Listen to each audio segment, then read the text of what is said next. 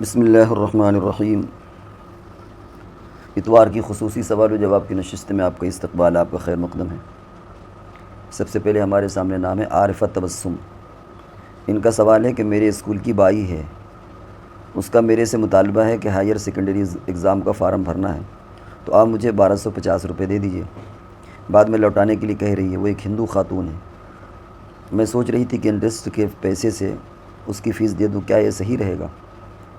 اگر آپ محسوس کر رہی ہیں کہ وہ غریب ہے تو انٹرسٹ کی رقم غریب کو دے سکتے ہیں، مسلمان ہو یا غیر مسلم ہو دے سکتے ہیں، تو آپ دے دیجئے، لیکن پھر ایسی شکل میں جو واپسی والا مسئلہ ہے، پھر واپسی لینا درست نہیں ہوگا، کیونکہ آپ نے دے دیا، بات ختم ہو گئی، اور واپسی کا ارادہ ہے اور یہ یقین ہے کہ وہ واپس کر دے گی، تو پھر ایسی شکل میں اسے قرض دے دیجئے۔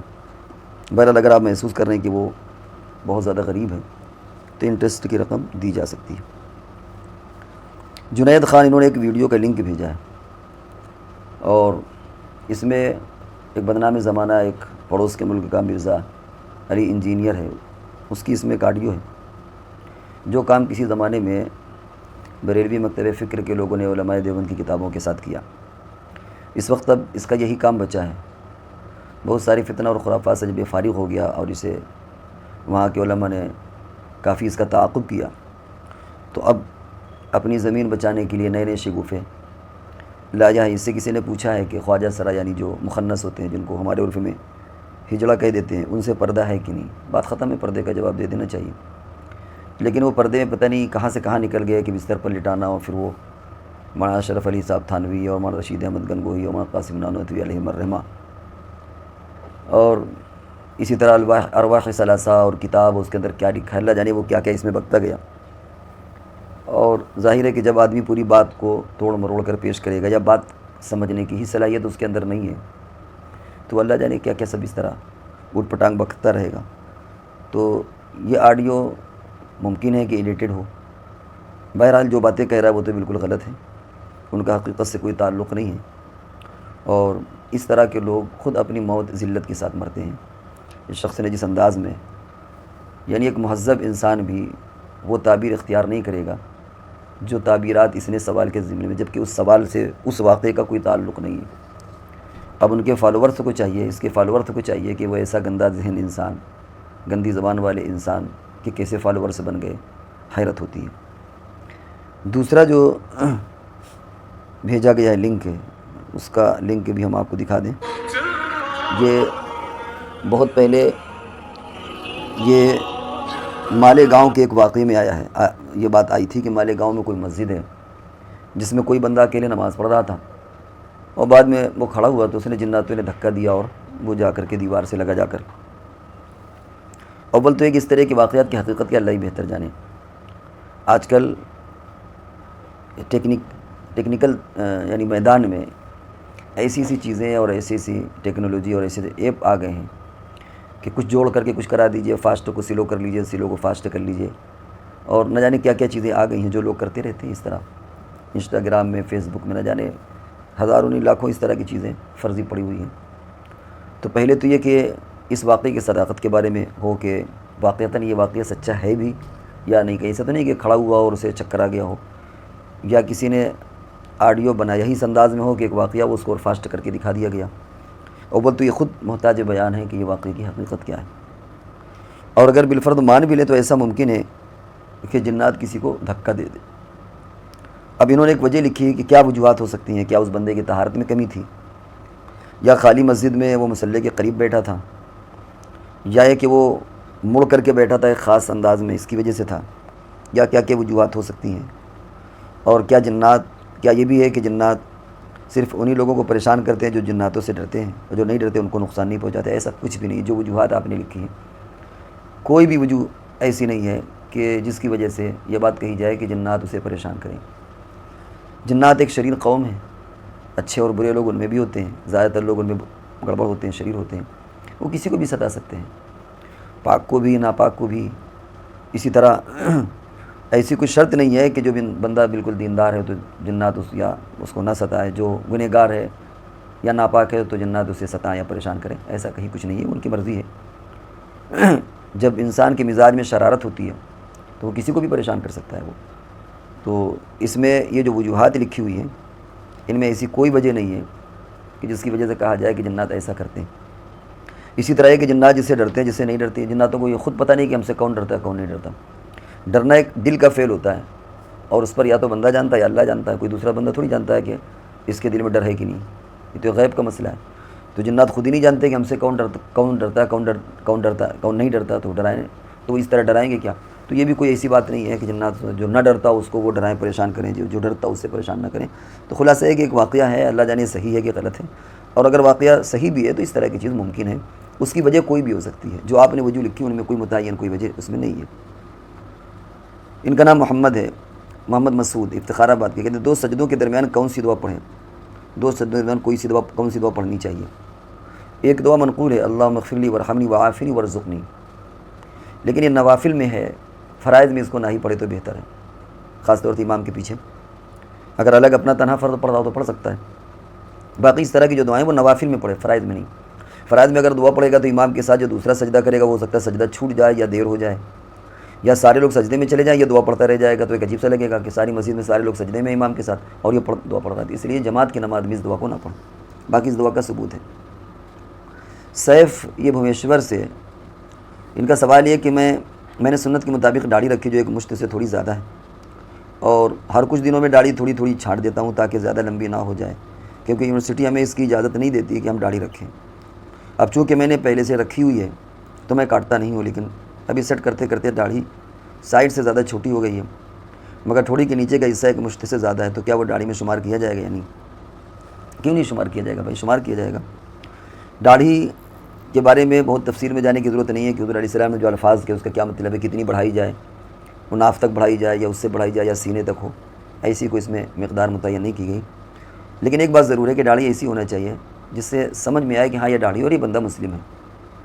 داڑھی کی شکل ایسی نہیں ہونا چاہیے کہ جو مضحکہ خیز بن جائے, ہنسنے ڈراؤنی شکل ہو جائے یا لوگ اسے دیکھ کر کے ہنسیں. ایسی شکل داڑھی میں نہیں اختیار کرنا چاہیے. اسی لیے حضرت عبداللہ ابن مبارک رضی اللہ تعالیٰ عنہ اپنی داڑھی کو اس طرح پکڑتے اور جتنے بال آ جاتے اس کو کاٹ دیتے, یعنی زیادہ لمبی نہیں رکھتے تھے تاکہ وہ زیادہ اس کی شکل بری نہ لگے.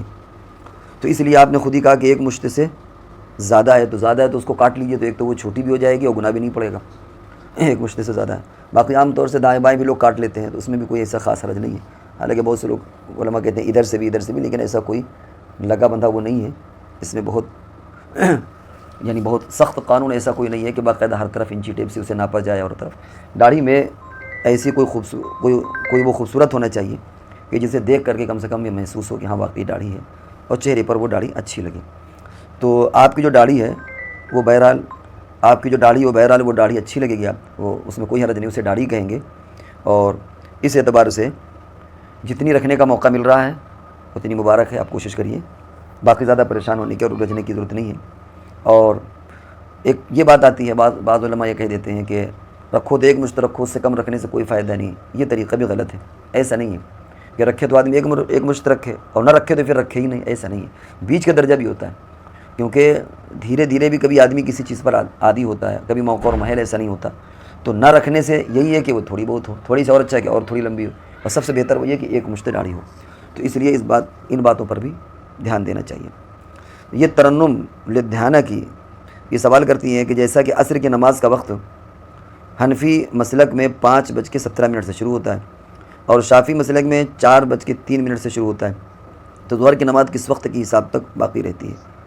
ظاہر بات ہے کہ جب ہم حنفی مسلک کے فالورز ہیں اور حنفی مسلک پر عمل کرتے ہیں تو ہمارے اپنے اعتبار سے تو جو 5:17 جو عصر کی نماز کا وقت جب شروع ہوتا ہے اس سے پہلے ہم ظہر کی نماز پڑھ سکتے ہیں. تو سیدھی سی بات ہے.